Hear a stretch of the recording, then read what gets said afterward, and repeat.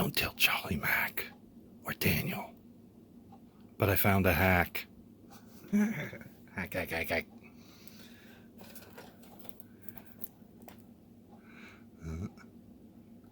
This Kitty Hawk plane, which is the P-38 Lightning, is the same kit as this one. I can tell because it's manufactured by Hasegawa.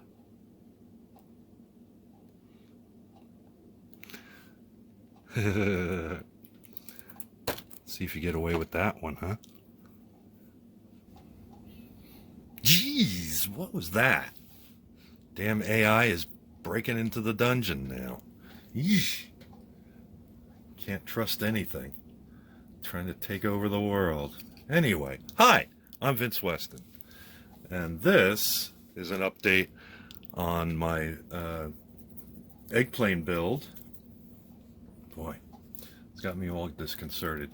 There were about 3 modifications I've made to it, and I wanted to show these before everything gets done. So, modification 1 was I took the pilot and changed her from an Air Force pilot to an airline pilot. I still got to put the decals for the eyes and lips on, but you kind of get the gist. There's a lot of carving away the helmet and incorporating it into the hair and getting it lower. I also did some work on the uniform to give it lapels and take out the water wings. So that's my little pilot. Isn't she cute? I'm still trying to figure out what I'm going to put on that white arm patch, but I think I got a good idea. It'll never be seen, but that's that. The other thing that I wanted to modify is on the fuselage, and this is one of the reasons I wanted to show this before I painted. See that little white dot there in the middle of the nose? That was the night vision camera, which is a little bulb that sits on the bottom, and I've removed that. Let's see. As you can see, and smoothed all the area, so it's got more of a helicopter nose. Almost looks like a Huey. The third modification I got rid of because I figured they wouldn't have one is the in-flight tube for fueling. So I actually cut the pin off the back of the fuel arm, put that in, and filled it and smoothed it with a little bit of CA glue. So now I got a nice smooth nose all the way around. And like I said, doesn't it look like a Huey coming at you? Interesting. I've painted the interior light blue because why not?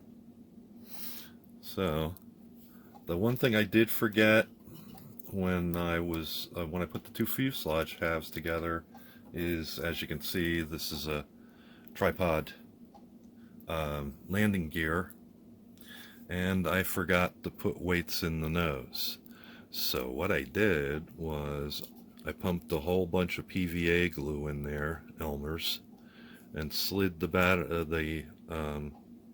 BBs into the back, and then stood him on his nose. I put about 8 BBs in there. I think that'll be more than sufficient. It's, you know, you can kind of feel the heft, you know, if you hold them up like that, you can feel the nose is heavier. I'm always fearful with these tripod landing gear that you put the weight on, you know, all the tail fins and everything on, and it's going to sit like that. So I wanted to avoid that. Well, just as with the wings, the tail rotor's not attached. So, and one of the other things, I went around and rescribed some of the panel lines. You can kind of see that in the nose also. So that's about as far as I've got. We're running off to stick this into the paint booth, yeah, where I'm going to use white primer to get my coverage, and we should be in pretty good shape then. Okay, just as a quick aside, I did paint the wheels. Woo woo. Got to clean them up a little bit. Got some paint in some weird spots, so I'll round that off.